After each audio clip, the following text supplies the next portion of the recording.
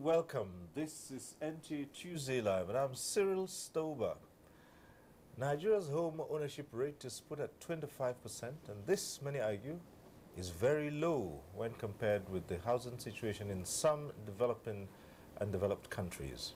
In places like Kenya, home ownership rate is 73%, South Africa 56%, Benin Republic 63%, and Singapore 90%. Now, analysts attribute low budgeting for national housing, neglect of workable housing policies, high mortgage interest rates, and corruption as some factors that give rise to housing deficit, estimated at 17 million housing units. Now, the present government, in line with its campaign promises of direct intervention in the housing sector, has swung into action to build low-income housing estates. Of note is the Federal Integrated Staff Housing FISH program. Now, how accessible and how affordable is it to civil servants? What's the take on calls for government to adopt the Shehu Shagari low-cost housing scheme model? And how true that a required minimum of 56 trillion naira is needed to bridge the nation's housing deficit? Now, what mechanism is in place to guarantee single-digit interest rate? These are some of the questions we'll be raising tonight with a panel of discussants. But first, let's get to see this report by Adibola Brookslyn Sunday. Shelter like food, water and clothing is man's basic and essential needs. Available data shows that Nigeria, with a population of about 180 million, had a housing deficit of about 17 million in 2012. To address this challenge, especially as it affects federal workers, the Office of the Head of the Civil Service of the Federation came up with the Federal Integrated Staff Housing Program, FISH. The initiative falls in line with the federal government's housing policy, which aims at providing affordable housing for federal civil servants. The groundbreaking ceremony held in August 2016 in Apo district of the Federal Capital Territory signaled the commencement of the program. To qualify as beneficiary, applicants must be a federal civil servant and a contributor to the National Housing Fund, in addition to being a member of the FISH cooperative. As a first step forward, some of the beneficiaries who participated in a lottery at the groundbreaking ceremony have been presented with their letters of offer. Anything that His Excellency President Muhammadu Buhari has a hand in, that thing is a sincere program. And we are very happy to be part of this administration, and we are very happy that the housing policy of this administration, we can start it with the federal civil servants themselves, who are the workhorses for government. The president said housing is very important to him, for Nigerians. So if you start with civil servants, who are the engine of development of this country, I think it's a fulfillment of presidential promise. Already we have 2,000 units up already, so we're very sure we'll make it by June 2017. I thank God. I'm so grateful that I'm among those that won the house. So far, records from the FISH Secretariat shows that over 30,000 federal civil servants have indicated interest, with more showing interest. I've uploaded them into the FISH pool, which we are allocating to officers, those who are under construction. The developers have given them provisional letter of offer. I'm taking it serious because as a person, my father won a house in Festac Town in 1977. That house is still there. It's almost 40 years now. And towards ensuring that it stands the test of time, the federal government has given an approval for the release of 13 billion naira mortgage refinancing fund to the Loans Board. An interministerial committee comprising 6 permanent secretaries and 4 heads of extra ministerial committee makes up the theme for the program and are saddled with the responsibility of infrastructural development. Kind of initiative is coming up at this very present time in our national development, and it shows the commitment of Mr. President. Right now, civil servants can look up to something and say, yes, indeed, there's a change.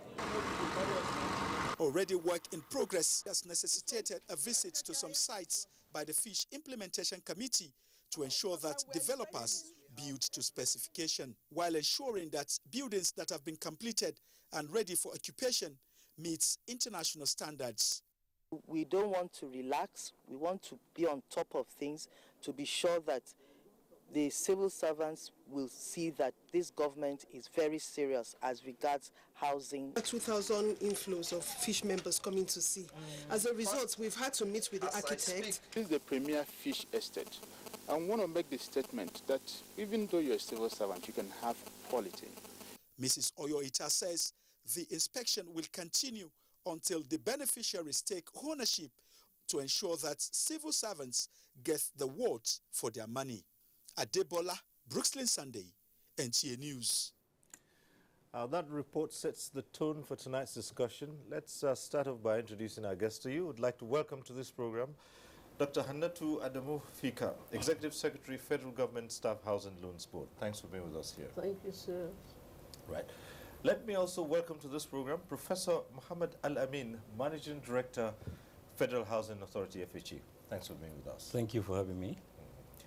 Would also like to welcome tonight Abdullahi Idris Umar, Business Development Manager, Brains and Hammers Housing Developers. Thanks for being here. Thank you so much. And we're also joined tonight by Chuks Oyepunoka, beneficiary of the Federal Government Staff Loans. Thank you very much. Okay, good to have you join us. Now, as we do every Tuesday, we acquaint you with the procedure. At the appropriate time, you can get to be part of the discussion in the studio. The various platforms will be on your screen. You can take advantage of them and be part of the discussion here in the studio. However, for those who would be calling in, we say this every Tuesday. When your call gets through to the studio, do us a favor. Reduce the volume of your TV set. Just turn it down. Turn down the volume a bit. That's the way to avoid the hurlback or the echo. And the best way to know that your call has been passed through, your name would appear on screen. Once you see your name on screen, it means that your call has been passed through. So just go straight ahead, ask your question or make your comment. Don't bother too much about the greetings. Just go straight to the point and keep it brief so others can also get on that platform. And whatever issues you might raise, our guests here, the panel of discussants, will be willing to address such issues. So once again, welcome to Tuesday Live. Let's begin by looking at the issues right now, and that is housing for Nigeria. And the first thing to find out is there have been so many figures. We're not quite sure what is a correct estimate of the housing deficit. Dr. Hannatu Fika. Thank you very much. In a statistics issued in 2010, it was evaluated that the housing deficit in Nigeria was 17 million. And we will all agree that this 17 million needs to go up or comes down, because a lot of houses have been built since 2010, and those that are in the city centers, those are in the states, and even in the villages, houses are being built. So one would assume that the 17 million deficit would have reduced by now, even though those who are in charge of these statistics are saying they are putting the deficit today as at 18 billion. So the Federal Ministry of Power, Works and Housing have gone to town to determine what is the exact figure. All right, so perhaps it would be safe to say somewhere between 17, or we believe that that has even dropped further. So perhaps we would say somewhere around 17, 18 would be a safe estimate to say that this is a housing deficit. I think so. Well, of course, this does also mean that you would require huge resources to meet up with this. But these are some of the issues we'll be talking about. But let's again look at what constitutes animal features of housing units we're looking at? Because again, when you talk about housing, people would say decent housing. So what are we considering here as a decent housing unit? Yes. Well, a decent housing unit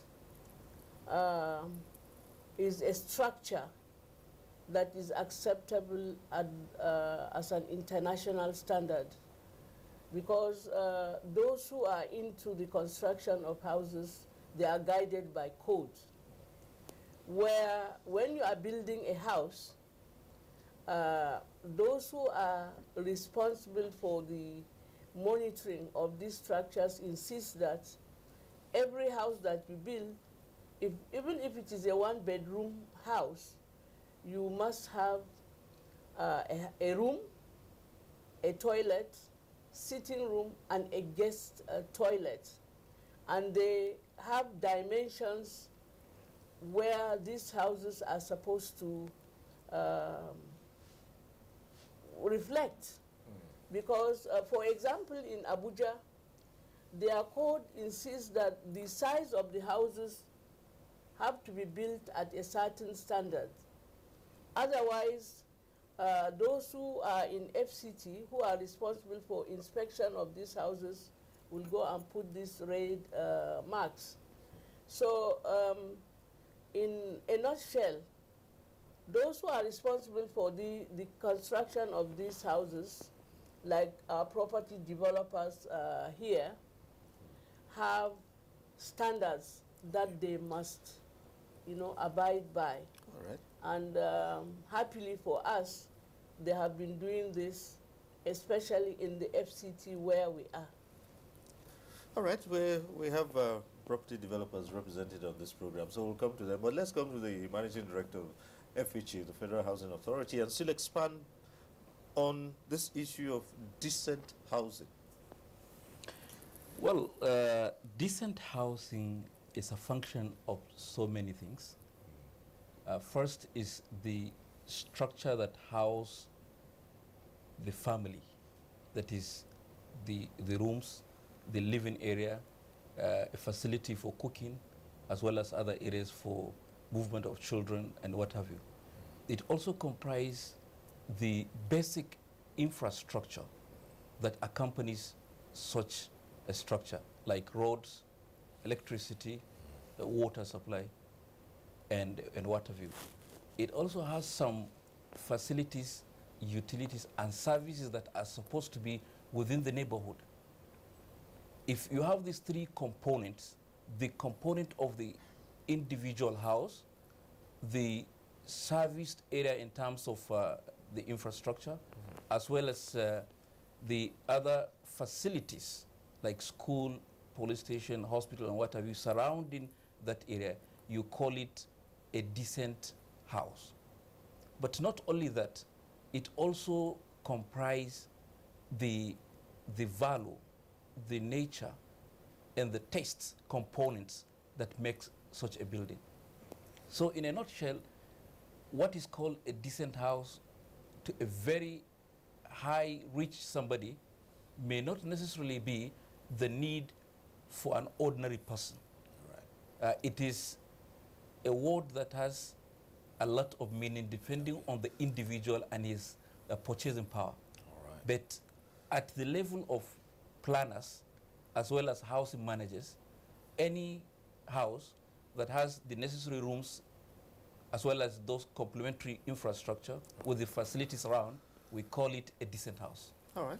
Well, certainly those with huge palaces, decent, but also the small guys with those small units too, decent may also be applied depending on the minimum standards of this housing unit. But let's come to the property developer, business development manager of Brains and Hammers. And two things I want you to look at here. First, still on the concept of the decent housing unit as applied to the different strata of society, and this thing we talk about, cheap and affordable housing.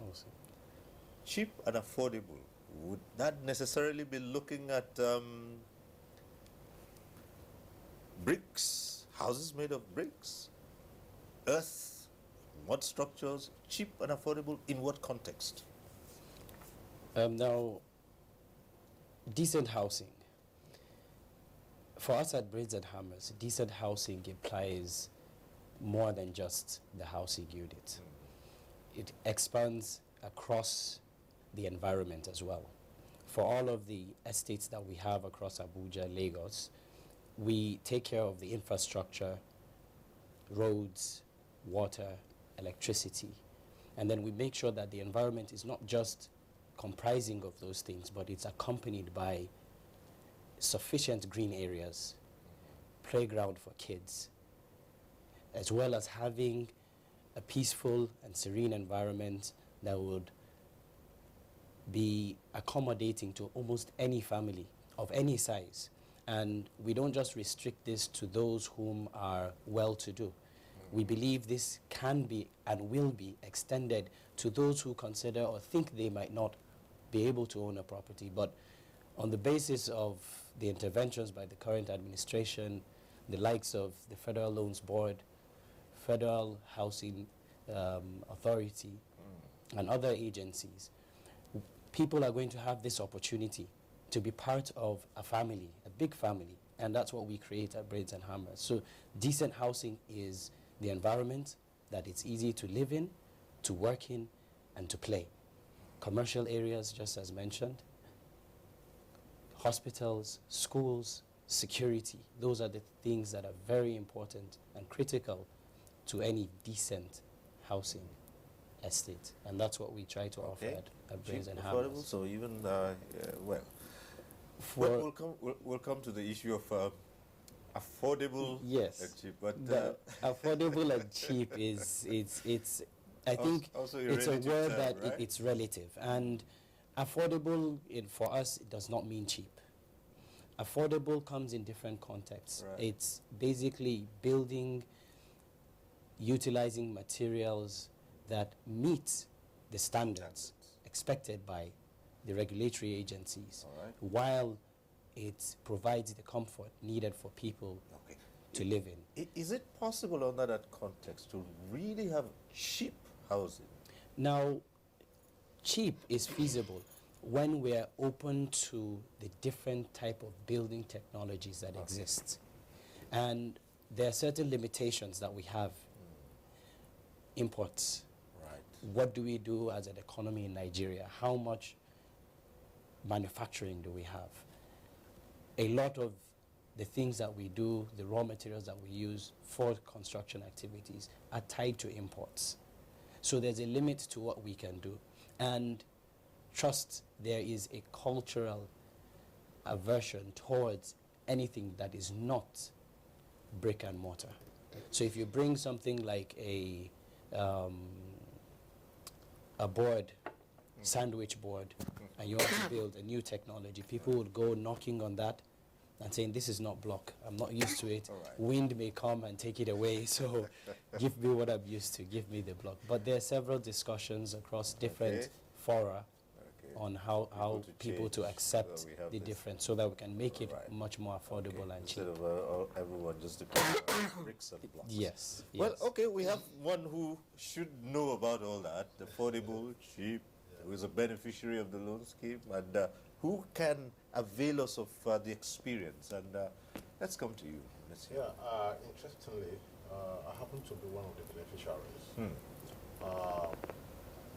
The estate I subscribe to is along Airport Road, opposite the address, Centenary City. 5 years ago, when that scheme started, a lot of the public servants and civil servants subscribed to it. I can tell you and also confirm to you that one bedroom then was around 3 million, 2 bedroom around 5 million, and then 3 bedroom around 7 million, all en suite with infrastructures provided. Interestingly, what you consider is accessibility. Where you live, you've been able to hit the town. Airport Road, the express road, how wide it is, with, 3 lanes in between, 2 lanes the other. From there to town takes less than 20, 30 minutes to be in the town. And as I speak to you now, getting a property around that side, just an empty land, you have to hold up to 15 million. So just to say that as at the time that was subscribed to was really, really affordable, and like the Executive Secretary, Federal Loans Board said, they made it quite easier for us in the sense that the loan facilities were made available to us, mortgage facility, which of course will, spread over the period of time depending on, the number of years you still have in service. And, I would say that we're very comfortable, we're happy, and interestingly, when you talk about infrastructure like power, I would say we enjoy electricity like 90%. Of course, we are linked to the airport line. And then, you know what it's like when the Centenary City comes up, the address. I must say that initially, I'm sure a lot of people might think it's not possible, but of course, they made it possible, yeah. Okay, so in your case, you're neighbors with the address. And, yeah, you know what that means, and you know what it means. Yeah. Okay, but a main issue here, which you talked about, and which will come back to the Executive Secretary over, is to deal with providing mortgage for it. Yeah. And so many Nigerians say access to strong mortgage institutions that have the capacity to provide affordable housing is tough. And that has been one very sore point with the whole issue of getting affordable housing for people, the mortgage institutions. And yes, let's leave it there for the moment and hear from you. Well, for us in the Federal Government Staff Housing Loans Board, we are a fully established federal government institution established to provide soft loans for all public servants that are employees of the federal government of Nigeria. And the inflow of funds that come into the board is dependent on what is in the kitty of the federal government. When things are very good, we have it very fine.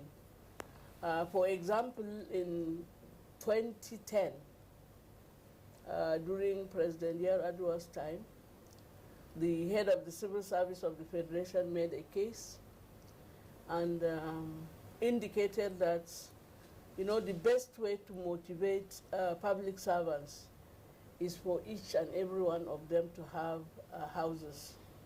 So some funds was injected into the board, and many public servants had their own feel by getting the loans and owning the type of houses that the beneficiary is talking about. And with the dwindling resources coming into the government coffers, which is affecting those of us who are government-owned mortgage institutions, the Federal Government Staff Housing Loans Board had to think outside the box with the approval of the head of the civil service of the Federation to approach the mortgage refinancing company so that we can form some partnership.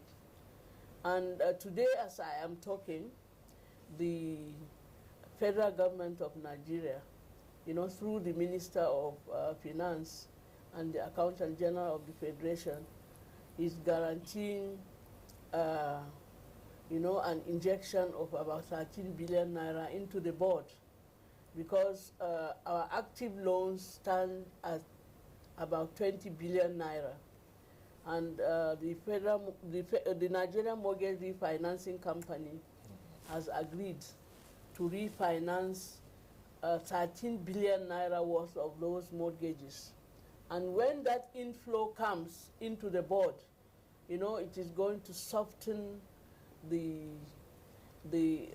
liquidity problems in the board.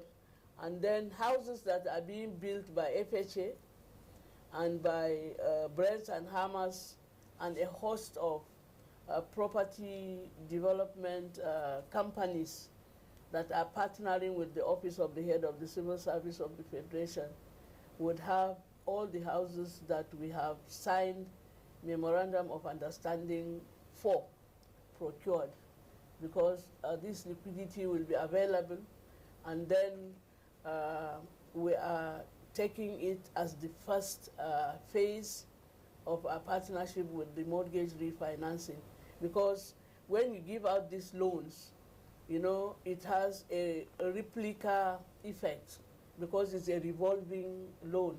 So as it comes in, you pump it out and it comes back, you know, through the repayment made by public servants.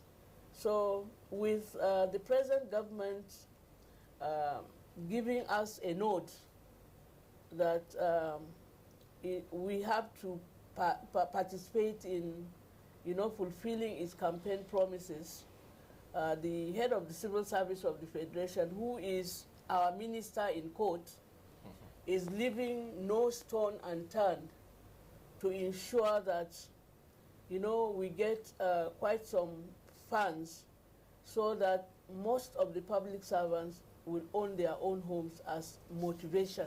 All right. But then we still get to hear a lot of grumblings among public servants, and this has to do with sometimes the different avenues to which you can begin to subscribe to in order to be entitled to having a house. Take, for instance, the National Housing Fund, where some public servants have contributed to, and they say it doesn't really help in helping them have access to the different housing, you know, programs of the same government. And they also complain about the accounting system. Well, even though the Federal Government Sub-Housing Loans Board is a different agency from Federal Mortgage Bank, but what I can say on behalf of the Federal Mortgage Bank is we are partners. And recently we have been able to develop 2 products amongst us for the benefit of all federal public servants who are the surest contributors to the National Housing Fund. Since 2 years ago, we have been making available the sum of 1 million naira through funds released to us from the Federal Mortgage Bank, where public servants who are contributors apply, and we release it to them to enable them renovate houses that were procured during the reforms.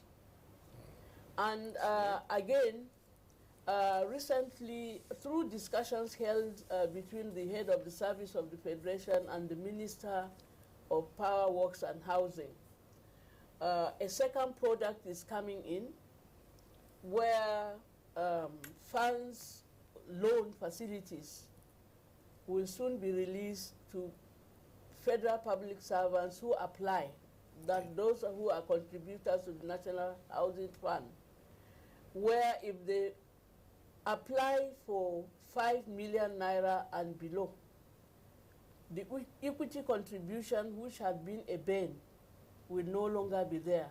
No equity contribution will be made.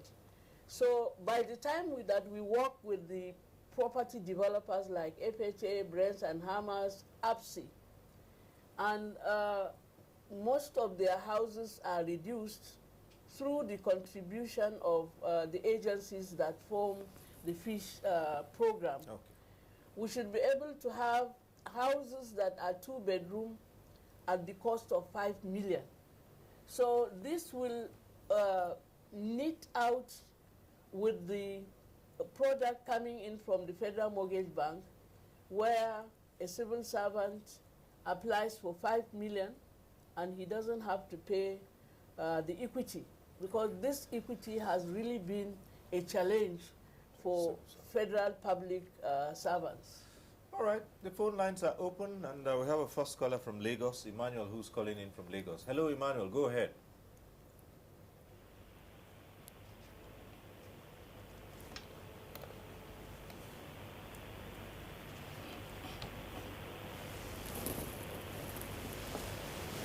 Hello? Hello? Yes, go ahead, Emmanuel. Good evening. Good evening. Good evening. Good evening, Emmanuel. Go ahead. Good evening. Hello, good evening. Yes, go ahead. Hello? Hello, good evening. Emmanuel, your name is Can you on hear the me? screen, so just go ahead. We can hear you. Okay. My name is Emmanuel. Calling from Lagos. My name is Emmanuel, calling from Lagos. Calling from Lagos. Yes, go ahead. Thank you very much for this program. Thank you. Okay. I'm a federal civil servant, and I think in 2012 we applied for this. I think this housing loan. We applied to the Federal Government Housing Board. We are given numbers. I think it was Afra Estate developer that was involved, and up to today we've not heard anything about it. I don't know whether they are going to integrate those of us that applied and got our housing, our HB numbers, to get those houses into this program, or we start all over again. All right, that's the question. Well, okay. Well, thank you very much. You applied to get a house on the Afra Estates in 2012, where one of the panelists is a beneficiary of that house. I remember vividly in 2012, the Afra Estate was commissioned and named Amal People Housing Estates. And if you are not able to get a house on the airport road, Afra opened up a second phase at Kurudu, which was named Sali Isa Housing Estate. We would, when we go back to the office, investigate why you have not gotten a house up till now. Because to the best of our knowledge and ability in the board, all applicants on the Afra estate have occupied their houses on the two estates. Why it has not been possible for you is something that we will have to deal with.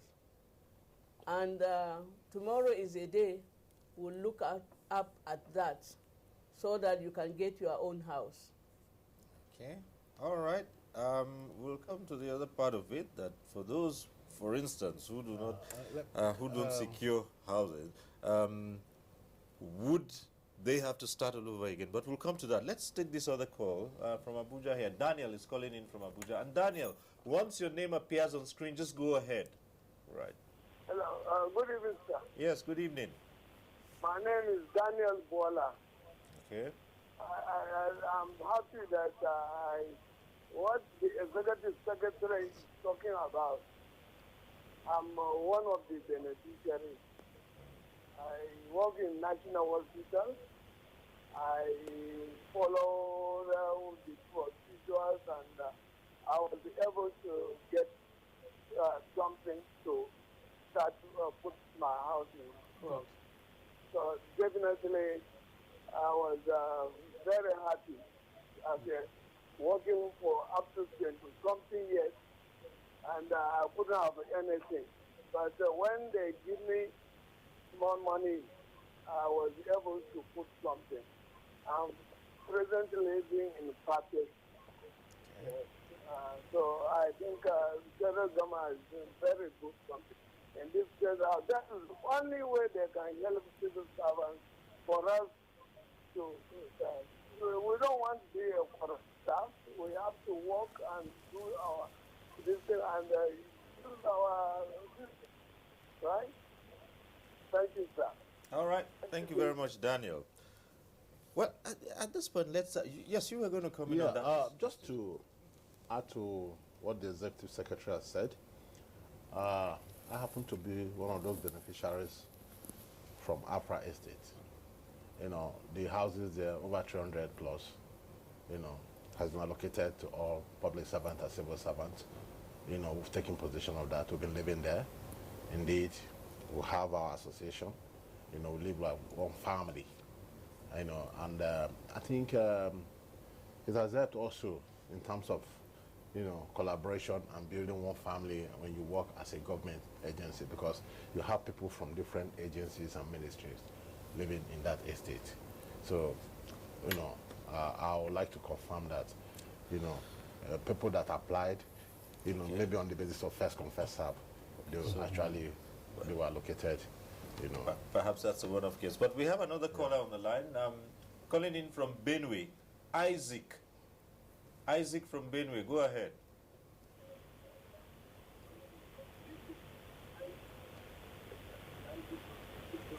Yes, I am a federal government staff working with joint admissions and matriculation, but I don't know. We have been contributing, but we cannot assess this.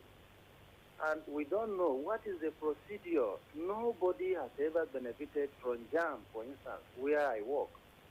And so what is the board doing? So is there any way that we know so that we can test?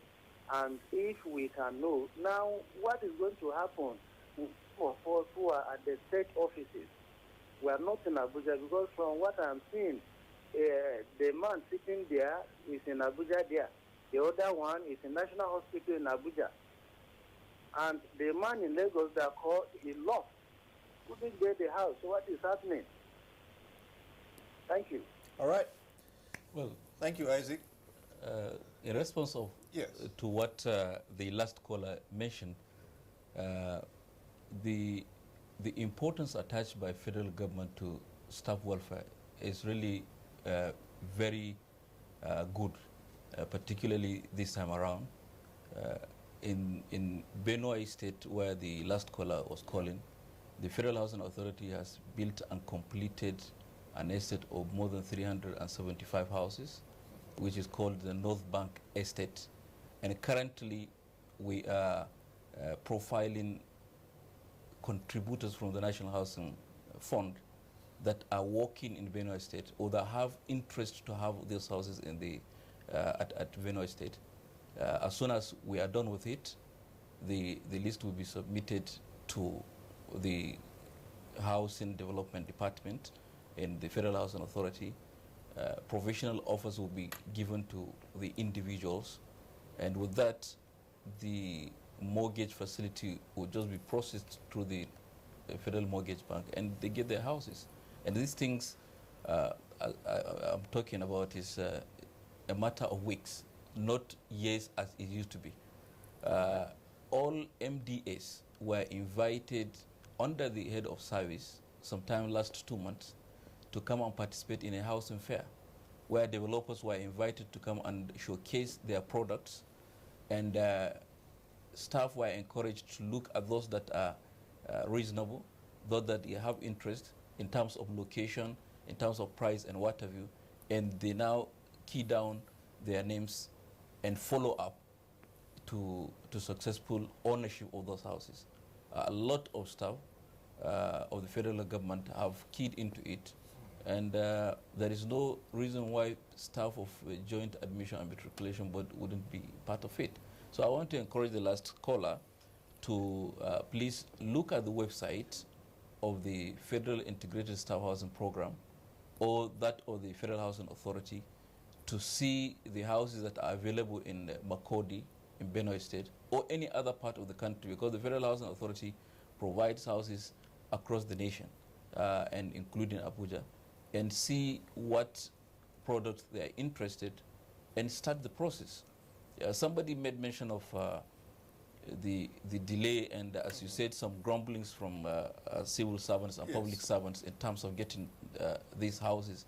It all depends on what you impute in your form.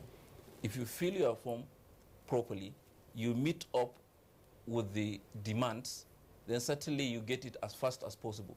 But in a situation where, for instance, you are a staff of certain grade, you are entitled to, based on your National Housing Fund contribution, to probably 5 million or 7 million naira, and you choose a house of 15 million, certainly, you know, that form will be turned back to you, and you will have to do the necessary corrections before it is taken out. What happens along the line while you're still a contributor and then you progress and rise in the service? Well, that's a plus to you. You can improve. So wouldn't that, you know, entitle you to something, you know, of a higher grade than maybe what you started with? So how does that work out? You know, under the scheme that we run, when you grow in the service, the law provides that you get an additional loan to increase the size of the house that you acquired the loan to build. So nothing is static.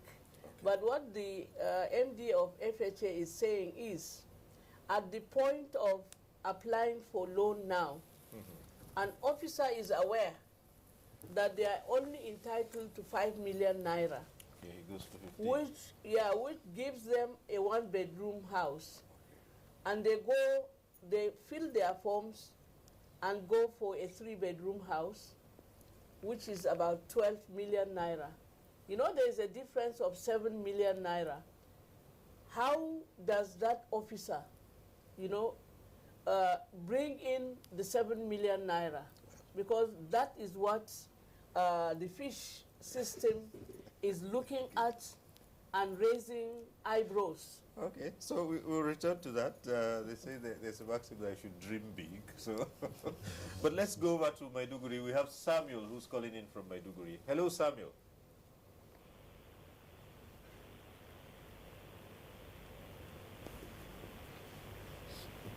Hello? Yes, go ahead. It's Samuel from Maiduguri, sir. I am a policeman. I don't know how can we benefit in this federal budget 20 issue. We have been contributing. I have my booklet and other things with me, but I don't know. I am a junior rank. I don't know whether we can get it because the way that I am seeing it is 5 million, 7 million. We don't know whether our money will rise to that level. Okay, straightforward. Wonder, you know, he says he's belongs to the lower Keda, and can they be part of the scheme too? I guess this is... Yeah, of course. The scheme, either the one that Federal Mortgage Bank is paying or the one that has been established now by the present head of the Civil Service of the Federation, is open to all federal civil servants. Whether, you know, the civil service now begins with grade level 3 and up to permanent secretaries. Everybody who is interested picks a form, registers with the Fish Cooperative, picks a form, applies, and the Secretariat of the Fish processes it and pushes it to the mortgage institutions. And for the fish program, which he is talking about, the Office of the Head of the Civil Service of the Federation, that is the Fish Secretariat, is dealing as a first phase with 2 mortgage institutions. That is the FHA Mortgage Bank, and then the Federal Government Staff Housing Loans Board. You know, anything that you want to be successful and is a new product, you have to give it a test ground. This is why the office is starting with the first phase. And that first phase is open to all grade levels in the federal civil service. And as long as you are a member of the fish cooperative, you are entitled to applying and getting a house anywhere in the federation. It is not only situated in Abuja. Okay. So back to the phones. We have calling in from Abuja, Kome. Hello.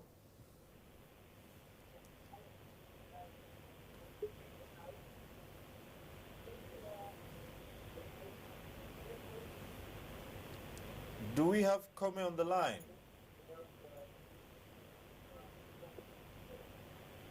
Hello? I have an issue. Right. I think we lost that connection. Once again, let's just say this on a night like this, so many people would want to get on the line. So let's encourage those who are calling in. Please, once your name appears on screen, just go right ahead to your question or your comment. It's best that way. And as we said, just turn down the volume of your TV set. We're not saying switch it off, just reduce the volume and try as much as possible not to listen to yourself speaking, because here our guests are listening to whatever you have to say, and we'd like to encourage you to go straight to the point, and this so that more people can get on the platform. So once your name appears on screen, just look on screen, your name is on screen, so-and-so calling from so-and-so such a place, just go right ahead. It means your call has been passed through to the studio. Let's return to the MD of FHA now and ask about these houses. You just talked about the one in Benue. Yes. What other locations do we have? Well, currently we are developing 11 sites across the country, and we have finished 7 out of them, apart from the one in Benue, that is in Makodi, North Bank Housing Estate. We also have another housing estate in Kaduna, Goningora Housing Estate. There is another housing estate in Gombe.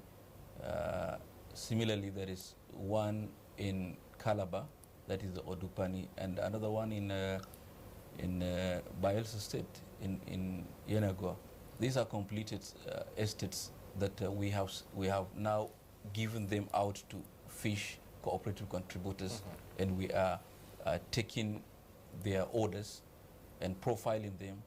Then we have offered about 375 provisional offers to some of the contributors, and they have already finished the first cycle of the acquisition, and we are also extending it to the second phase. We also have some housing estates that we've completed but have sold them in the large chunk as it is to state governments and what have you, like the one that is in Ogun State, in Obadoko, and the one in Oshogbo, which are also completed. Apart from these, we are currently developing some other sites across the 6 geopolitical zones of the country. The most important thing is the Nigerian civil servants and public servants should be aware that government has placed a big priority on them having their personal houses.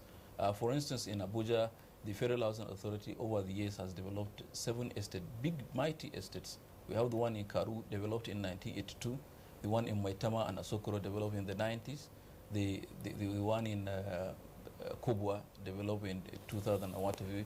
And we are currently developing another one in Apo Guzafe Housing Estate. The importance of this, our focus is to ensure that every civil servant or public servant, and of course Nigerians, wherever they live, whatever their earning bracket is, they get access to houses.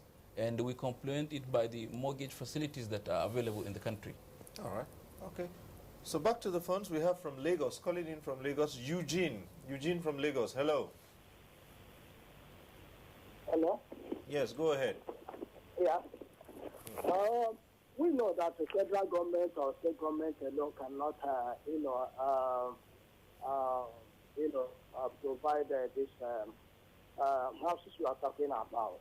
But there are one impediment, and the problem is this fee of coal for individuals who cannot, who are not in the federal ministry, who are not part of, who are not working. But we find it very difficult to get a C of O. And I expect that the federal government or state government should come in and make this C of O accessible. Because at times when you want to build, you will select in the house of people in the community or Monila, and this, and they will be telling you, they will asking you this and that and all the rest of them, and at the end of the day, they make things difficult for you. So what I don't know if you people can help, and for the federal government to come in or the state government to come in. You see people lamenting and talking about so many years of, that they are talking about they have applied for C of O. Yes, that is every day. Come today, come tomorrow, come today, come tomorrow. Please, I'm appealing to, both the federal and state government to make C of O accessible, please. Thank you so very much. All right. Thank you, Eugene. Well, I think yes. The challenge associated with securing C of Os is something that a lot of developers find as a bottleneck. But then for us, we look at it as the need for partnerships. And that's where we come about the partnership between us as a company and the federal government, where we get the C of O. We may not own the C of O. We're looking for a partner that owns the property, and then we collaborate with that person to develop housing that would be secured by people. So where individuals find it difficult to obtain a C of O, that's where the window of securing a property in an estate that they can secure mortgage facility, financing facilities through any of the Federal Loans Board or Federal Mortgage Bank now exists. So the option shouldn't be everybody should look for their own C of O, but rather look for alternatives.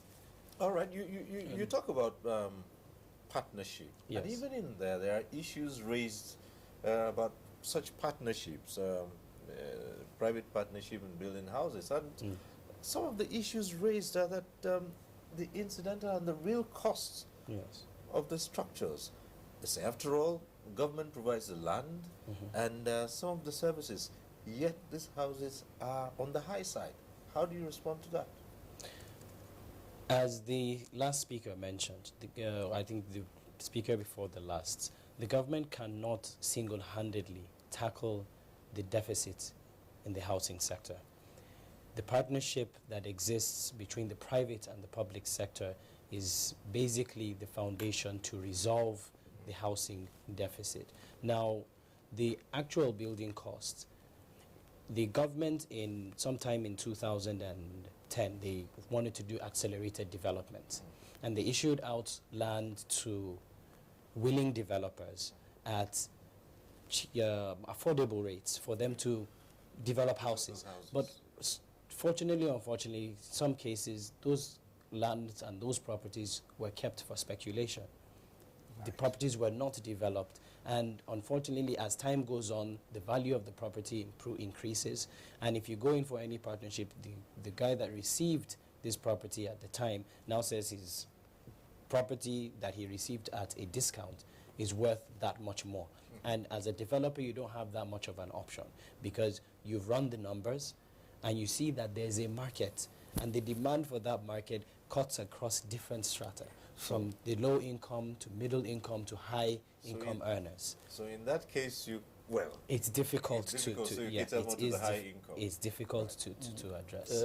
Sorry, Mr. Cyril, let me come in with regard to the last caller that talk about root titles and complain about the time it takes from the state governments to get the certificate of occupancy. The current thinking of federal government is that housing should be seen as an agent for development, not only to provide the accommodation to citizens. So in any project that we are embarking upon now, we look at how that project can create jobs, contribute into the economy, and help the eventual person that gets the house to develop financially and economically. So the issue of root title certificate of occupancy is of paramount importance to any project. That is why the review of the Land Use Act is very apt, because as it is now, the Land Use Act has vested the powers of land allocation to state government. So the state governor issues the land, and it is the responsibility of state government to give out the certificate of occupancy. But I want to tell you that last year, the last quarter of 2016, there were two things that happened which are important to root titling in this country. First is the National Council on Housing that was held in Ilorin, and one of the resolutions was that every land that is going to be given by state governments to federal government institutions to build houses should come with a letter of exchange instead of certificate of occupancy. And what that means is that as soon as the entity gets the letter of exchange, is as good as it now has that land, and it can create subtitling of the roots of that title, which makes it very easy for occupants of such houses to have their titles. The second thing that happened was the directive of the Honorable Minister of FCT, in which all developers within the FCT were encouraged to come forward and start processing of how their allottees get root titles for the houses that they got. This is what the Federal Housing Authority is working with the FCT, and we're getting it's a good thing you raised that issue, because there have been so many questions raised about that, especially dealing with houses sold by the FHA and those by the FCT. But we'll come to that. In the meantime, we'll take a short break here. When we return, there will be more issues about addressing the housing deficit in Nigeria. Stay with us on NTA Tuesday Live. We'll be back shortly. Nigerians, our fearless officers and men of the Nigerian military are winning the war against Boko Haram. Today, all occupied territories have been recovered and Boko Haram has been degraded. Our affected brothers and sisters are getting their lives back. However, they are now after you and me. In our mosques, churches, schools, motor parks, markets, entertainment centers, and public gatherings. Be vigilant. Be security conscious. Report suspicious persons, objects, and movements to the police and other security agencies. The security of our nation is a duty for you and me. Nigeria, unite against terrorism. This message is brought to you by the Federal Ministry of Information and Culture. The struggle for independence had been a long and tough one. Our founding fathers and compatriots sacrificed their comfort and even shed their blood. We cannot at this point in history afford to spirit away their sacrifices for immediate but temporary gains of today. Let us emphasize what unites and not what divides us. Working for the unity of purpose with a stronger vision for a better tomorrow. NTA, growing with the nation. Nigeria, the only country we can train with remarkable potentials to excel. Let us believe in ourselves and change our attitude for the sake of our country and generations unborn. Let us revive our cultural values, which are our essence as a nation. Let us renew the spirit of patriotism and hope in our dear country. Do not take or give bribe. Be punctual always. No more African time. We can't expect to be global citizens and operate on African time. Join the queue. Insist that people are attended to on a first-come basis, no matter who they are or where they come from. Nigeria, good people, great nation. Make you report any crooked person, object or wakajube movement to police and security agent demo. The security of our nation now work for all of us, plus including me and you. Nigeria, make we unite against terrorism. Now, Federal Minister of Information and Culture bring on this message.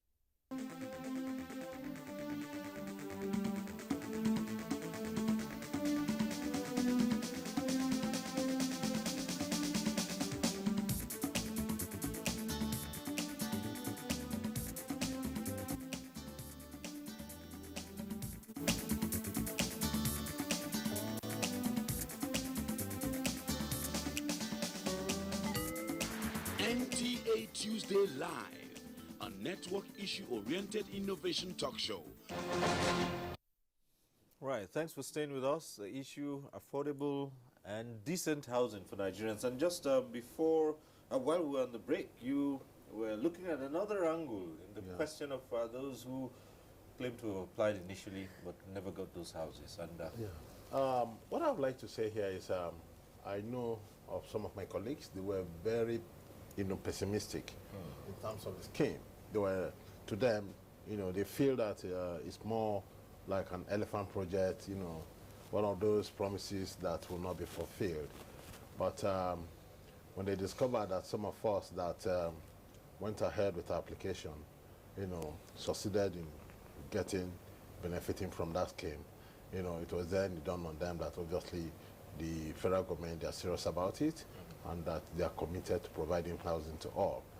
So it's not as if, the houses were now available, but they were not too sure. Some of them even, withdrew the applications. And another factor, Mr. Cyril, is in years before, the time it takes to process and get to the product was actually long. But with the current head of service, she actually reduced all the process time by bringing both the developers, the off-takers, the mortgage financiers and what have you on a table to sit down, so that you don't have to wait for the developer to finish the houses before you start processing the application of the off-takers. It is being done at the same time, so that by the time the house is finished, you already have everything what it takes and you get your house. All right, let's return to an earlier issue, that to deal with people who paid up for their houses and are still finding it difficult to secure the title deeds, and to many public servants, it was seen as a friction between the Federal Housing Authority and the FCT, particularly in Abuja, where the FCT came up and said everything to do with housing and the title deeds belong to the FCT and not the FHA. And those houses, those who had bought houses from FHA, were now in a quagmire, sort of. Has that issue now been resolved? Yes, the issue is about to be resolved, because there is a high-powered committee of 4 officials from the Federal Housing Authority and also 4 officials from the FCT to look into this matter and resolve it immediately. But before then, I had a meeting with the Honorable Minister of the FCT, and we agreed that every individual that have a house in Abuja or wherever is entitled to have a title. So our agreement is we initiate the process of the titling, but at the end of the day, the end user gets individual title. It all depends whether you get at the end of the day certificate of occupancy or you get deed sublease.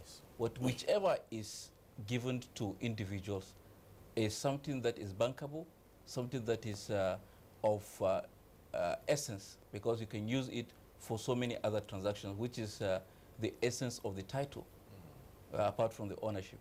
So I want to assure all the off-takers, both civil servants and other Nigerians that have houses both from the Federal Housing Authority in Abuja or elsewhere, that very soon the titles will be handed over to them.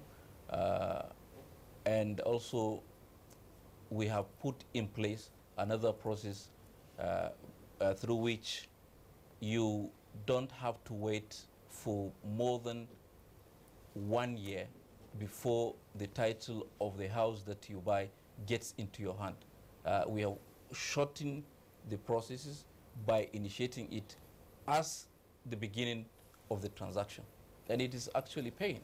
Okay. And I think if I'm to add to what has just been mentioned, so that Nigerians are aware as well, that even when it comes to property developers like Brains and Hammers, the same thing applies.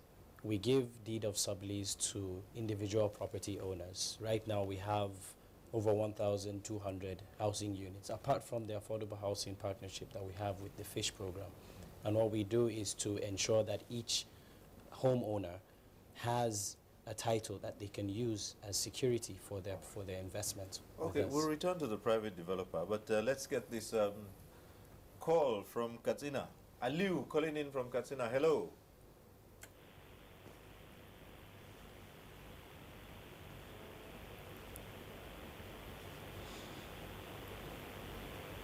Hello? Yes, go on. My name is Ali from Katsina. Please, I want to know if there is any... hello? My name is Ali from Katsina. Yeah, go on. I'm a federal civil service civil servant, and I'm also interested in the housing, what do you call it, loan. But I don't know where to go. I don't know where even the federal housing estate is in Katsina, or where to go, or how to go about seeking or securing the form, filling it, and then getting the house. All right. Okay. Please, I want to know that from Katsina.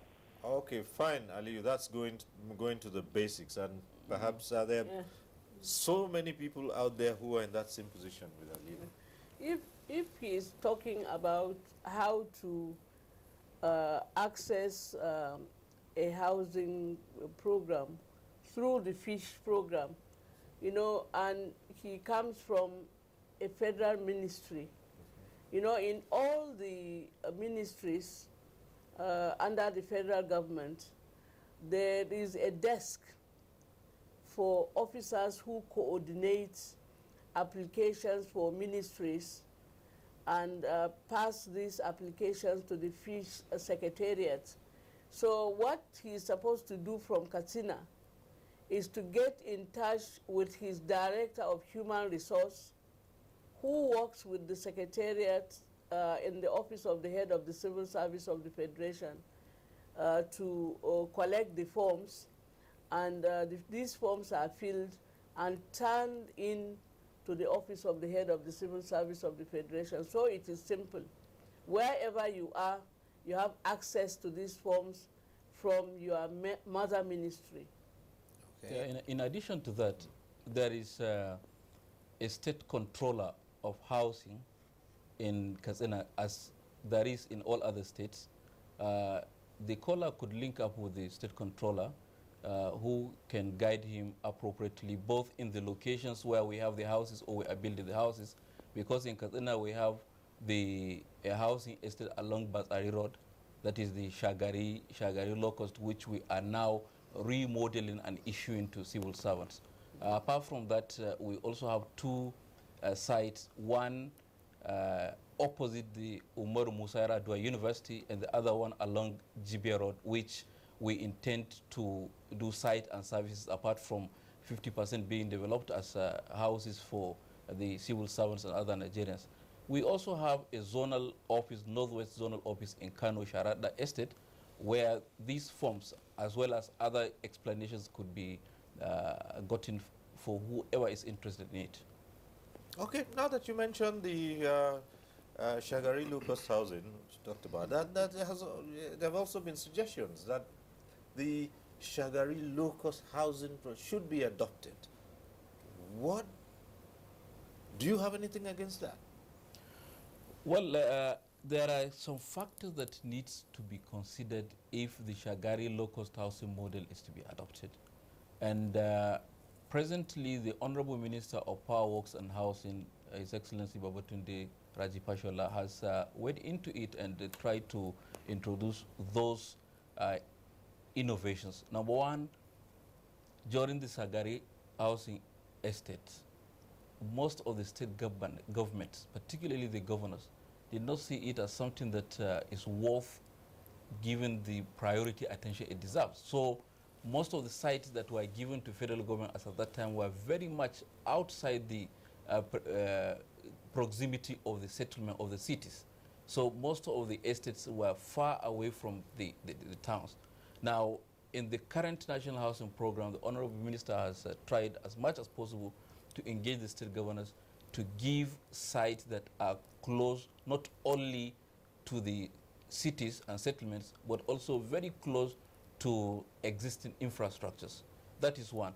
The second aspect of the Shagari, the housing model that was improved upon recently by the Ministry of Power Works and Housing is the design of the houses. Initially, it was just one or two designs across the country. So because there was lack of cultural considerations at that time, people, after the houses were constructed and allocated, find it very difficult to utilize it. So the thing that was done now is to design houses in conformity with the cultures of people. Okay. We have different designs for people in the northern part of the country, just as we have other designs for people that are from the other part of the country, just to take the cultural aspect in place. All right, we'll come to that. Let's return to the phones. We have Mohammed calling in from Abuja here. Hello, Mohammed. Gentlemen, yeah, the reason for the high price of houses is because the federal government sells the land to the developers at a very high rate. Why can't the federal government give the developers free land so that the house will be cheaper for civil servants? Okay. Because the lady there mentioned that a two-bedroom flat will cost about 5 million. How can a junior civil servant raise 5 million or come up to 5 million in his 35 years of service to acquire a house? If the government is serious, they should give free land to the developers so that they build houses and workers can have homes. Good evening, thank you. Okay, thank you. A point of correction here. The federal government does not give out lands. By the land use decree, it is vested in the powers of the state governors. So it is the responsibility of state governors to give out lands to developers. And I quite agree with the speaker, because if you give out land to developers at an exorbitant rate, certainly it will translate into the cost of the house. That's why we encourage state governments to give a concessionary prices for the cost of the acquisition. And sometimes if we want to really help Nigerians, particularly the civil servants, to have houses at affordable rate, then government will have to look into providing the infrastructure. Once you provide roads, electricity, and water reticulation, you have already knocked down 25% of the cost of the project. Yeah, but in the FCT, I think the Minister of the Federal Capital Territory, on behalf of the federal government, you know, allocates land or sells land at subsidized rate to property developers for mass housing. Two things we'll put at the doorstep of the developer, and that's to deal with what the last caller has just raised. It is known in some circles that even when private developers get this land from the state governors at yes, relatively affordable rates, they still go ahead and put up structures that are most times beyond the reach of those who are supposed to access these houses. And it's been alleged, and I'd like the developer here to respond to it. It's been alleged that most private developers treat Nigerians with disdain and contempt and only set their sights on the high and mighty. How do you respond to that? I would want to disagree with that from the perspective that the housing deficit as it is not concentrated at the high and mighty.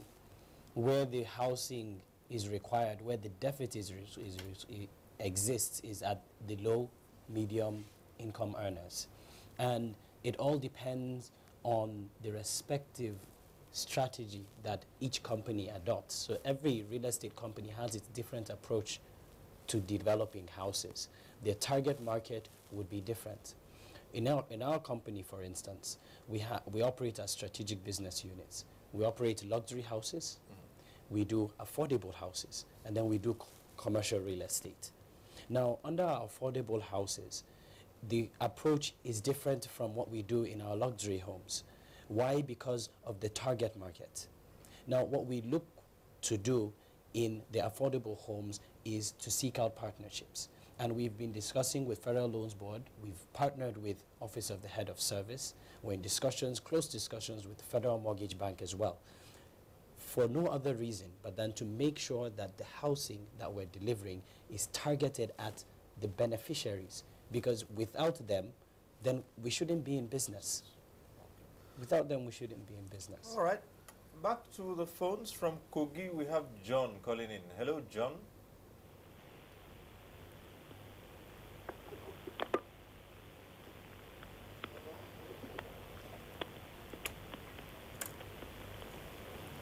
Hello, John. Good evening. Yes, good evening. Go ahead. I just want to find out, is this program, the military men included in this program, the military and the paramilitary, are they included in the program? Okay. That is my question. Okay, Thank you. That's all right. That's straightforward. Well, the military and the paramilitary already have their own housing schemes. But nothing stops the Office of the Head of the Civil Service of the Federation from including them in the FISH program. And if you have listened to the Head of the Civil Service of the Federation, each time she addresses the media or the public, she has always indicated that her first priority in the first phase is to address the housing concerns of the core civil servants, because the others already have their own schemes. And later in the day, when she has made substantial progress, she will now address those that you are talking about, that is the military and the paramilitary. In addition to that, we all know that military reside in barracks when they are in full and active service. But when they are retired, there is what is called post-service housing scheme, which both the Nigerian Army, Air Force, and Navy, as well as the police, have in place. And the services have also established a property development company, which are collaborating with the Federal Housing Authority at a different level in ensuring that ex-servicemen, military and paramilitary, get access to affordable housing at their own locations across the country. So they are not left behind like that, and a lot of other innovations are actually coming into play. Right, back to the phones, and this one from Birnin Kabi. Umar, it's been quite a while we've not heard from you. Umar, calling in from Birnin Kabi.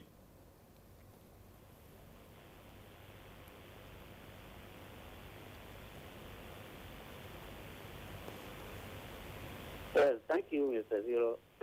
I'm Umar Anate calling from Birnin Kabi. You see, whenever this kind of initiative is designed, they will always focus their attention in the cities. Abuja, Lagos, Kaduna, and Co. I'm a federal civil servant. I want to build my own house in my village. How can I be integrated into the initiative? That is my first question. Right. The second question is that we know some initiative like this fail whenever there is change in government. We know how Obasanjo scrapped ETF, and even of recent, you see, there is one fertilizer program, distribution of fertilizer to Luhanset. It has been scrapped by this government. Now, what mechanism have you put in place to make sure that this kind of initiative is sustained, even if there is change of government in future? May continue to bless our country, Nigeria. Thank you. Right. Thank you, Umar Anachi. Well, with regards to your intention to own your house in your own village, you know the law establishing the Federal Government Staff Housing Laws Board that gives mortgages to all cadres of federal public servants allows you to access the loan scheme to enable you build your house anywhere in Nigeria. So you are not restricted to Abuja, Lagos, Port Harcourt, Kaduna, Kano, etc. You can build your own house in the remotest village in Nigeria, as long as you have a title. But what we are trying to do under the new scheme that has been developed by the head of the Civil Service of the Federation is to go in phases to ensure that in all the states of the Federation where there are federal public servants, we will get partners who will go to these states and build houses. You know, for a new product, it is not possible for us to start with this program in all the states of the Federation. So we reach you there as, you know, as soon as possible. In addition to that, the Federal Housing Authority has acquired 275 hectares of land in Birni Kebi along Jega Bypass Road. And we finished all the drawings, engineering, and what have you, and are going to move into the site immediately. All right, but I got a feeling that Umar doesn't want to stay in Birni Kebi. He wants to go to... Well, if he wants to go into whatever place he has, the Department for Social and Cooperative Housing or the Federal Housing Authority has a product that encourages people that want to live in whatever remote area that they have, which we call rural aided housing. It was an approach of the authority to discourage rural to urban migration. And it's really very good, the offer and the terms for such type of housing. Okay. Now, this brings us to the very, you know, contentious issue of interest rates in easing repayment. Quite a number of people have said yes, because this is a novel program. A lot of the participants go in without actually realizing the interest rates. Let's get an idea of how this works out and how to guarantee that single digit interest. Now, you started off by talking about when the going was good. Now the country is passing through their streets. What is different?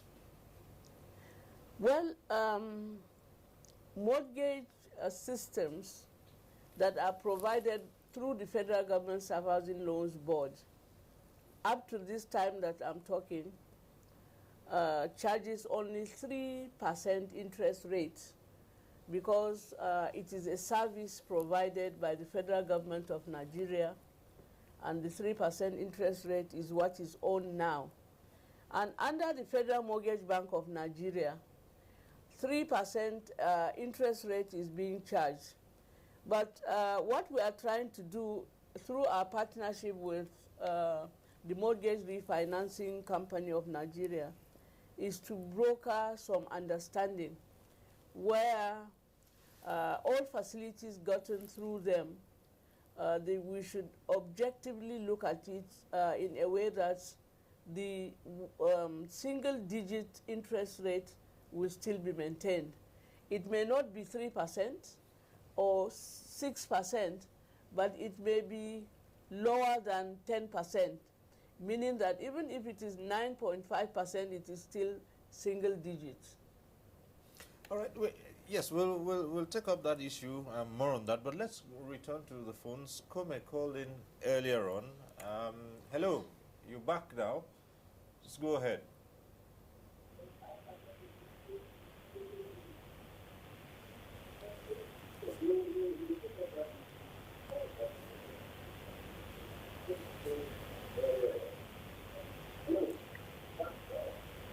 Hello, Kome. I have a challenge with the issue of how to develop my property without having to buy from a developer, which the fish project is using. Now, how do I do that without going through the fish project? Or must I buy property from a developer when I have a plot of my own that I can develop if I access this loan of my own? That is one part of it. The other part is, the houses the developers are delivering, do those houses meet the standard which most people who actually want to have of their own? Should they be building by themselves if they can access the same loans from the government? All right, that's it. It's a two-pronged question. Long ago, we have envisaged this in the Federal Housing Authority. That is why our estate, we reserve 20% of the land to be allocated to interested Nigerians that want to build the type of houses they want to live into. That has been done, and it has been working. If you look at Gwarimpa and other estates, you see non-prototype houses that have been built by Nigerians. The second thing is we run what is called site and services, where we provide the basic infrastructure and we allow you to build the type of house that you are interested. And there are facilities both at the Federal Mortgage Bank as well as the Federal Housing Authority Mortgage Bank that allow that to be done. Well, in this case, he already has his land. He's not looking for land from any of, not from the government. He already has his land. What he'd like to know is, can he also access this fund to develop his land, which he already has? Well, 60% of our beneficiaries build their own houses. Actually, it is recently, around 2010, because of the challenges associated with obtaining genuine certificates of occupancy, we now have to tilt towards partnership with property developers who have been given land for mass housing throughout the country. But a lot of public servants have gotten loan and built their own houses in places of their choice throughout the country. So it is not a new thing. If you are interested in building your own house, you can come up to the Federal Government Staff Housing Loans Board, apply for your loan, and build your own house the way you like it. Okay, so there are other legs of this question, but let's quickly take this call. Oh, well, the call is gone. But, well, he raised another issue about standards, and that's talking about even the ones that come through private developers. Who determines the standards? For the one that the individual develops on his own, what are the standards? Well, for anybody to build a house anywhere, you know, you have drawings that are supposed to be approved by the approving authorities. And then there are what, people who go around, designated approved authorities who go around to ensure that whatever house you are building conforms with the standards as approved by them. So at any given time, standards are ensured, quality is also ensured. Even if as a civil servant you are building your own house, there is somebody who is designated to look at what you are doing. And if you are building a house under the FHA, for example, or under Brands and Hammers, you know, they have these architects, quantity surveyors, and so on and so forth, whose responsibility is to check whether these houses being built conform with what has been authorized. But the property developers are here. They will throw more light on quality. Okay. Just before he does that, let's try and get this call from Kaduna. Solomon calling in from Kaduna. Hello.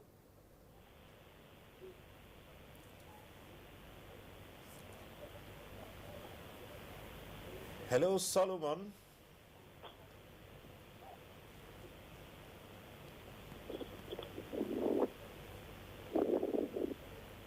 Hello, good evening. Yes. Hello, good evening. Yes, the question I have is, I know that there's this equity thing that is involved, either 10, 20% or 30% of equity once you're being allocated a property. So what I'm trying to find out is, You know, there are lots of people that might not have that equity at the moment when they're being located, they're being given a house. Can't they use the National Housing Fund to still fund that equity?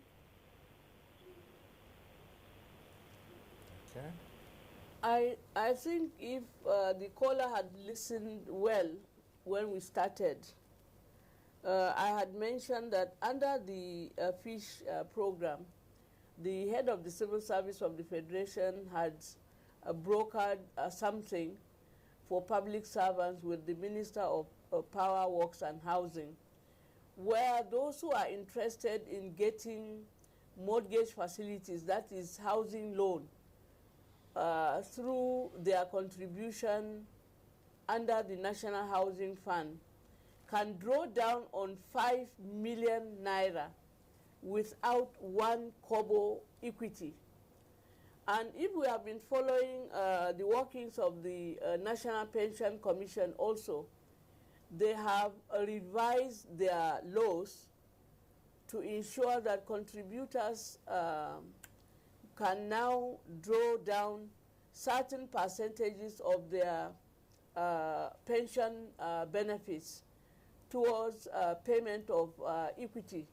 So at each level, government is aware of the challenges of equity, and the powers that be are trying to do something to ensure that public servants, especially those who are low-income earners, do not suffer unnecessarily when it comes to equity. So things are being done. Okay. Second to the last caller, made mention of quality control and assurances. It is being handled in so many ways, both at the planning stage, in which the drawings, architectural and engineered drawings, are made to conform with the standards that are applicable on the particular site that development is taking place.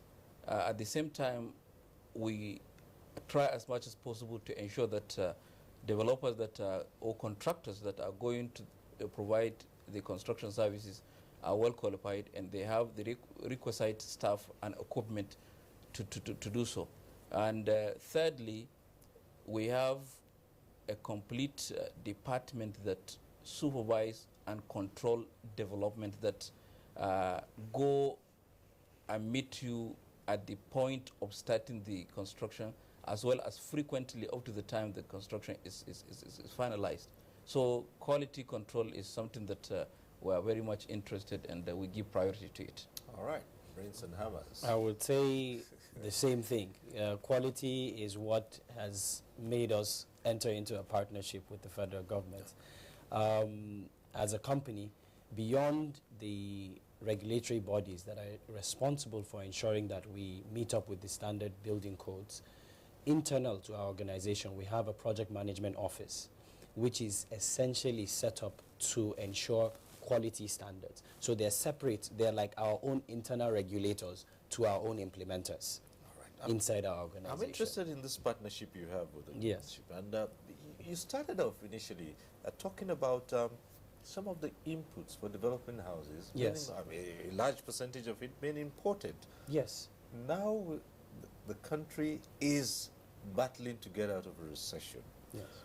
In this partnership you have, what's there to insulate this whole arrangement from these changes that are obvious as a result of the economic situation?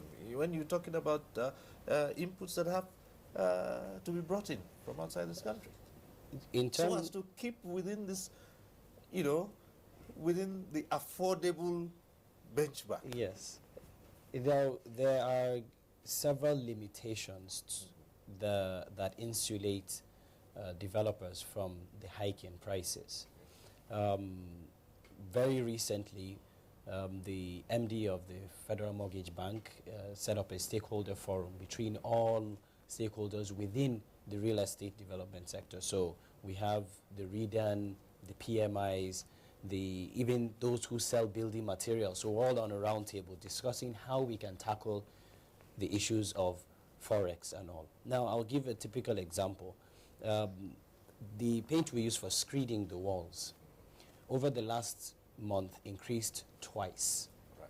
Now, we source it locally, but the people we source it from locally actually have their own raw materials being imported.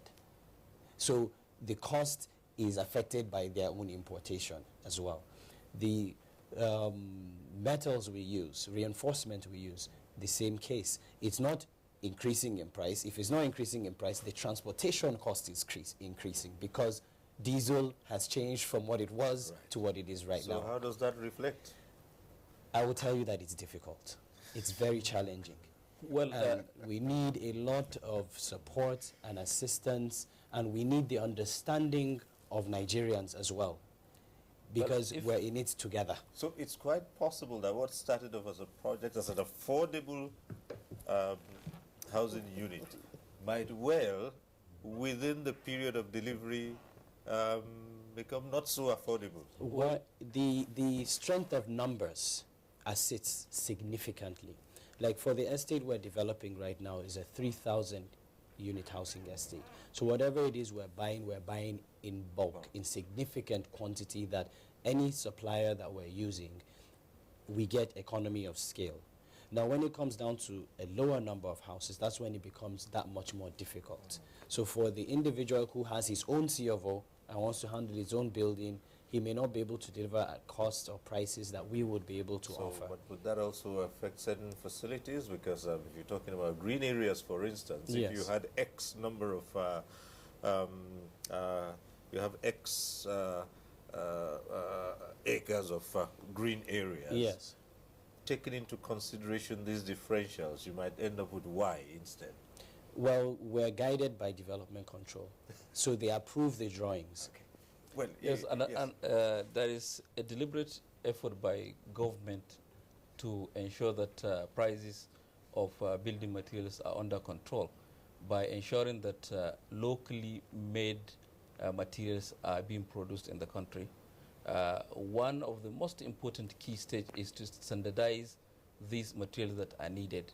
For instance, the doors, windows, the ceiling material, the floor tiles, and what have you.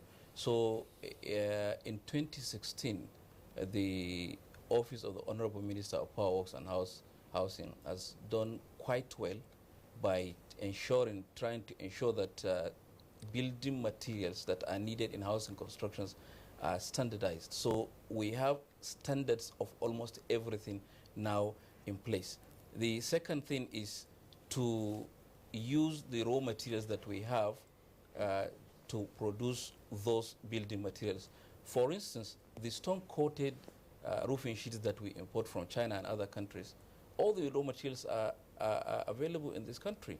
So instead of taking our forex to import these things, we have begun to establish locally fabricated industries to produce these things. And it brings down the cost of the construction drastically. But it's something that will take time. And in the meantime, we have to work hard to ensure that it comes in. Yeah. Right, yes. Just to comment on the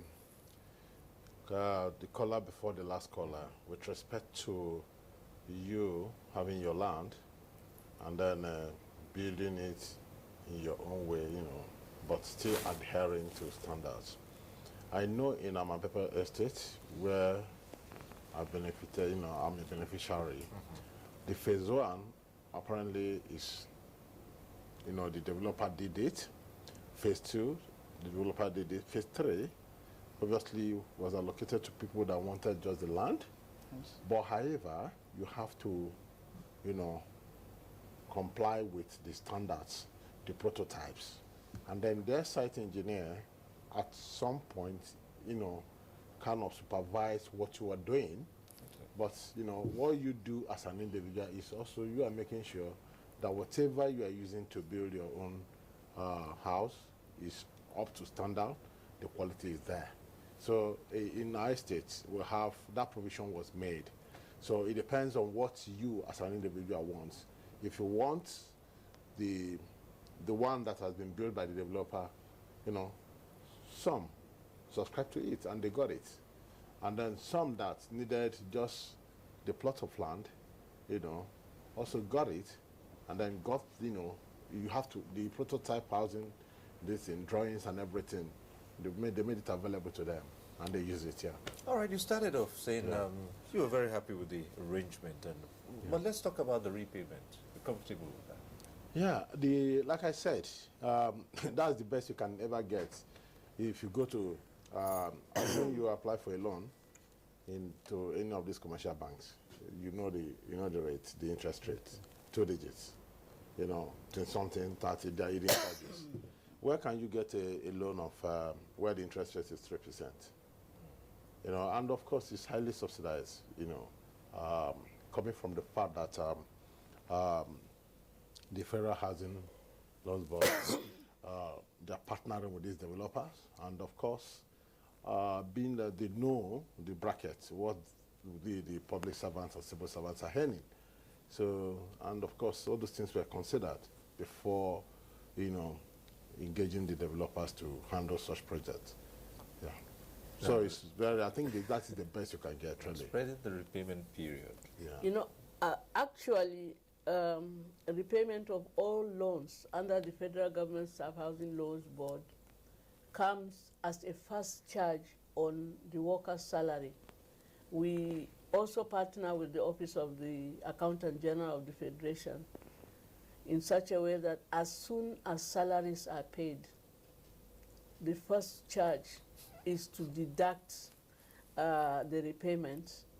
And the facility is given for 25 years. So you would note that if a civil servant is given loan and he has 25 years to pay, what he's repaying is pittance. Well, because as the beneficiary said, this product is federal government's contribution to the welfare of its workforce. And where he doesn't have up to 25 years left in service? The repayment will be tied down to the number of years that they have. Well, one of the callers talked about sustainability of this project. He cited so many programs that past administrations had put in place, and which, as soon as those administrations were out of office, were reversed. How sustainable is this program? Well, I believe he was asking about the fish program. Mm-hmm. The head of the civil service of the Federation was very wise and smart. This is why the fish program had been developed as a cooperative where all co-civil servants who are interested in benefiting from the scheme register and form a cooperative. And because it is a cooperative, it will be difficult to get rid of it, and so on. And particularly because of the drive that is on the ground now, as long as a lot of civil servants benefit from this product, it will be difficult to get rid of. You will note that most of the things that are gotten rid of, governments after the other, are products that are not well received. But you will note that the fish program, for example, has been received very well. And if we go back to the Federal Government Staff Housing Loans Board, the board was established in 1924 and it still exists, and it will continue to exist because it is legislated by law, and because the members of the National Assembly, because of what we do, they believe in the ability of the board to sustain itself. So once things are beneficiary to public servants, it will be difficult for anybody to come and get rid of it. So it is a sustainable program. Now, do you have challenges with the numbers who are registering for this program?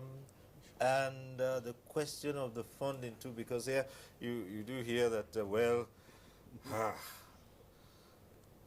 it's so slow getting people on this because of the huge numbers. Well, I don't know the nature of the slowness, but what we are doing at the board and at the Fish Secretariat is first and foremost register the core civil servants who are interested in acquiring houses through this partnership. And once they have been evaluated and it is determined that they qualify to own houses on these estates, the issue of pushing their applications to the mortgage institutions now come in. We have reached the stage of collation of these civil servants, and they are being pushed out to the mortgage institutions, and especially on the ground now, as I have said before, the FHA bank, mortgage bank, and then the Federal Government Staff Housing Loans Bank Board are the two who have been identified for now. But the Federal Mortgage Bank of Nigeria, where public servants are contributors, are sending in a list of 10 primary mortgage institutions where civil servants are free to take their applications to source funds. All right. So things are moving. Okay. Yes, and on the sustainability, Mr. Cyril, yes. If you see the enthusiasm of workers, federal government workers, during the housing fair organized by the Office of the Head of Civil Service of the Federation, you would know that this thing is going to last forever, because the turnout of staff during the fair was highly unprecedented. And luckily, everyone that came there was able to find a product of his choice based on his availability and affordability bracket. So this thing is highly sustainable, and the development of the estate is very much taking place. So you won't have the problem of demand without supply. The two factors of demand and supply are being matched concurrently to ensure effectiveness. Right. And to corroborate, I think to make reference to the housing fair, for us we got about 3,000 names registered that they are interested in our properties. Right now, on Friday, we would have given, by Friday, we would have issued out 1,000 offer letters to subscribers. We're already in discussions with the Fish Office to try and expand that number. So the Federal Loans Board and the primary mortgage institutions are very excited. We as developers are excited. We hope that once the program succeeds, we'll be willing to go into other states to try and see how we can replicate this scheme. All right, and your final take on this as we round off? For me, I think this program, the scheme, is very encouraging. And for us, public servants and civil servants, I think it's one way of being able to have a house of your home. Because obviously, after working, at some point in time you retire, you must have a place you want to rest your head. And that means you having a place of your home. And this scheme can enable that. A lot of retirees that have left service, for one reason or the other, before you know it, you hear, maybe they've been called upon by God. It's maybe primarily because they don't have a place of their own. Because when you have a place of your own, you are happy. You feel relaxed. You really don't have much to disturb you. Because housing is one major thing that can really bring stress upon you after service. How do you, for you to continue to pay rent? We all know what it's like especially when the income is no longer coming. You know what I mean. So I think we public servants and civil servants should, take this opportunity. And of course, I think this scheme is real because I've benefited from it. I'm a very happy man, and I can tell you, when you have a home, you can contribute to your own quota towards the development of this nation. All right. Yeah. So, well, we'll have to leave it there. We've been talking about addressing the housing deficit and the project. I kind of like the acronym FISH. Federal Integrated Staff Housing, FISH. It conjures a lot of things pleasant. Healthy products. Yes, healthy products and FISH. Very healthy products. Well, thank you very much. And we've been talking about this with Dr. Hannatu Adamufika, Executive Secretary, Federal Government Staff Housing Loans Board. We thank you for being here. Thank you, Cyril. And thanks also to Professor Muhammad Al-Amin, Managing Director, Federal Housing Authority, FHE. Thank you for having me. And thank you so much to Abdullahi Idris Umar, who's Business Development Manager, Brains and Hammers. Thank you so much. Thank you. Thanks for being here. And one very happy beneficiary of, of the Federal Government Staff Loans, Chuks Onyepunuka. Thank you very much. Thank you for being here. And also thank you for being part of this program. Next week we'll reach you again on NTA Tuesday Live. I'm Cyril Stober. Bye for now.